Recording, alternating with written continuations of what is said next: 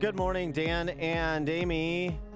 And Amy, yesterday, President Trump signed an executive order trying to help Congress do for them, trying to do for Congress, help Congress by doing for them what they have been unable to do for themselves, which is replace Obamacare. Now, again, the executive order is not ideal because this is really the province of the Congress, and it is it could be undone by a future president if there is no repeal and replace that's more fully, and that's done through legislative action. Okay, of course, just an executive order. And it holds some promise, but perhaps not as much promise as President Trump described it as holding. Here's President Trump on what this executive order would mean, that the principles that underlie the executive order that he signed. I will sign an executive order taking the first steps to providing millions of Americans with Obamacare relief. It directs the Department of Health and Human Services, the Treasury, and the Department of Labor to take action to increase competition, increase choice, and increase access to lower-priced, high-quality health care options. And they will have so many options. This will cost the United States government virtually nothing, and people will have great health care.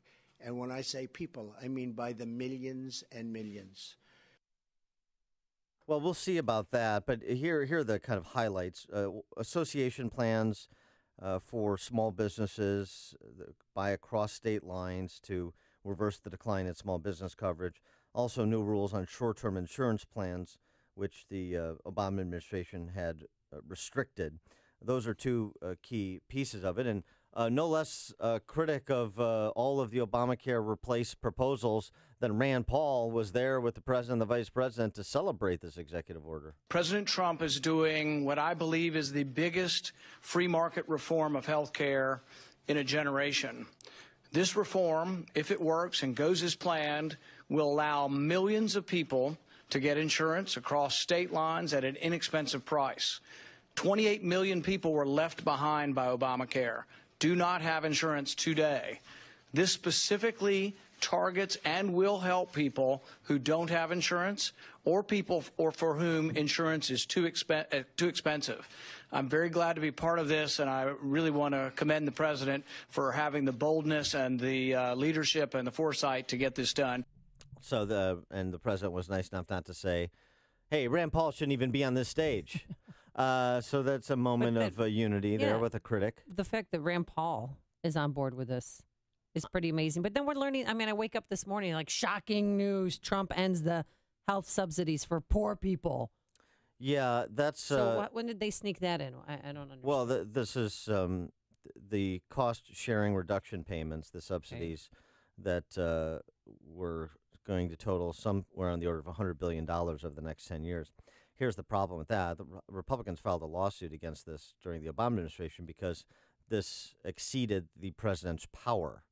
This is the power of the purse belongs with the Congress, starting in the House. And so what President Obama did exceeded his authority. So President Trump is restoring the authority to its rightful owner. That's what's happening. But yes, of course, does it serve to potentially undermine under Obamacare? Perhaps. I would suggest that it's pretty strategically useful to try and get members of the Senate Republican caucus in particular, like one of those who was on the stage with Trump and Pence yesterday, to get back to coming up with a replacement proposal that 50 of them can live with. For more on this topic, we're pleased to be joined by Thomas Miller. He's the resident fellow studying healthcare at the American Enterprise Institute. Thomas, thanks so much for joining us. Appreciate it. Good morning. Good to be with you. So starting with just kind of how impactful the executive order could be and how much Trump was potentially overselling the ushering in of more choices and thus lower costs for millions of Americans just with the signing of this EO. Yeah, that's a bit of an overstatement. It's some modest relief in some cases. The short-term duration policies although they'll have to go through some complex rulemaking to reverse a previous rule put in last year. That potentially provides a little bit of modest relief for people kind of caught in between the cracks. Those are not overly generous policies, but they can solve a problem for people who need shorter-term relief. The association health plans, there's different variations that have been around for a long time. Never really been able to get to the finish line in terms of delivering what was originally promised. A much more problematic legal landscape in terms of being able to thread the needle to develop a new final rule to deliver what's being proposed. I think that one's overhyped a good bit. You didn't mention the expansion of health reimbursement arrangements, building on what was done last year in the 21st Century Cures Act for smaller employers.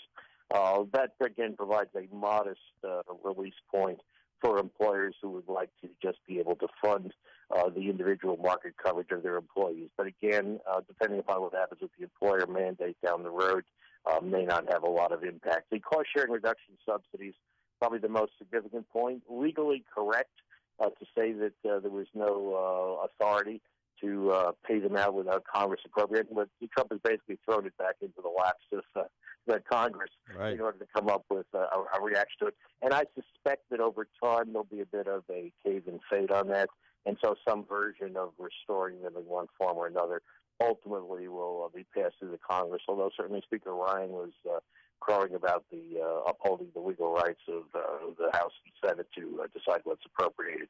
So what does this mean for Americans? I mean, open enrollment begins in 3 weeks. Yeah, it's certainly a lot of turmoil.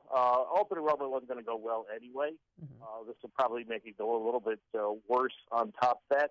What will probably be the short-term dynamics is that insurers will, if they haven't already gotten it, will get the ability to price higher to make up the loss of the cost-sharing reduction subsidies. That spills over into other parts of the market, which makes it tougher for people who aren't as subsidized to pay these premiums.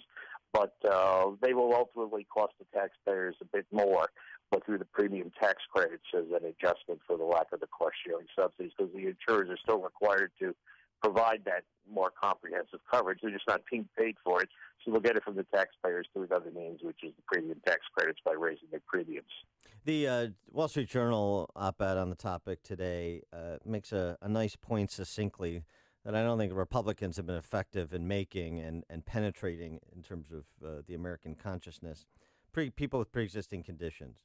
The small percentage of Americans with pre-existing conditions need help paying for known problems, not unexpected events built into the price of insurance.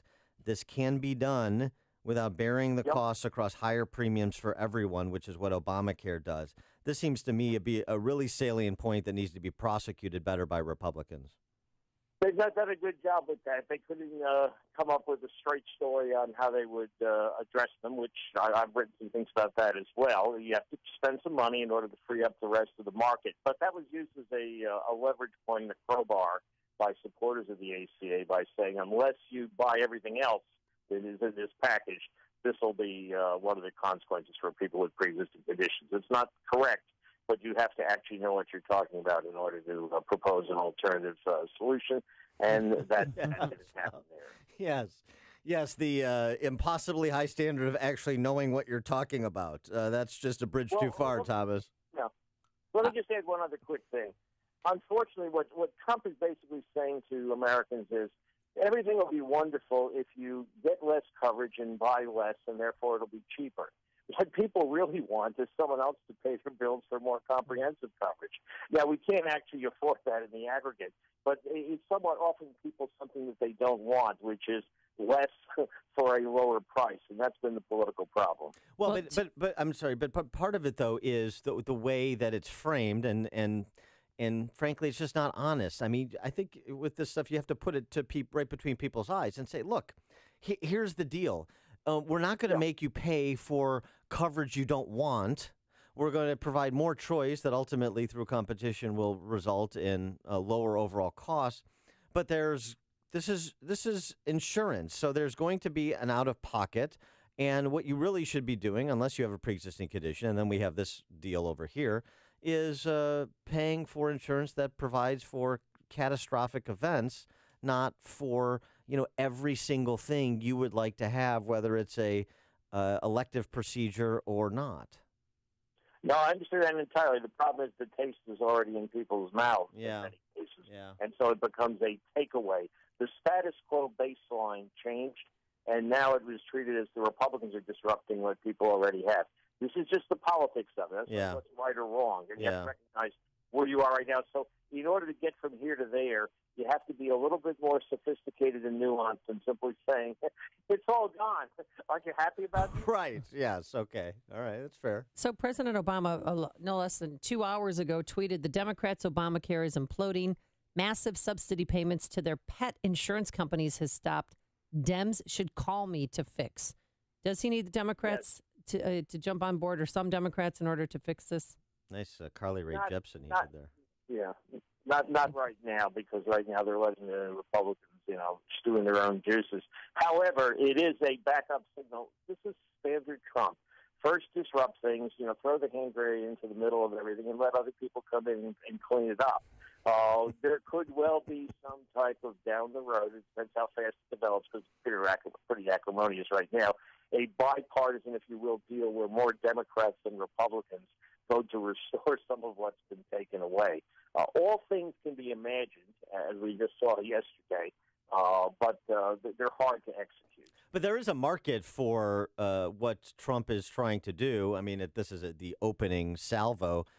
But I mean, again, just to remind everyone where we are, 60%, or the CBO was off by 60% in terms of the number of insured under Obamacare because the young and the healthy fled.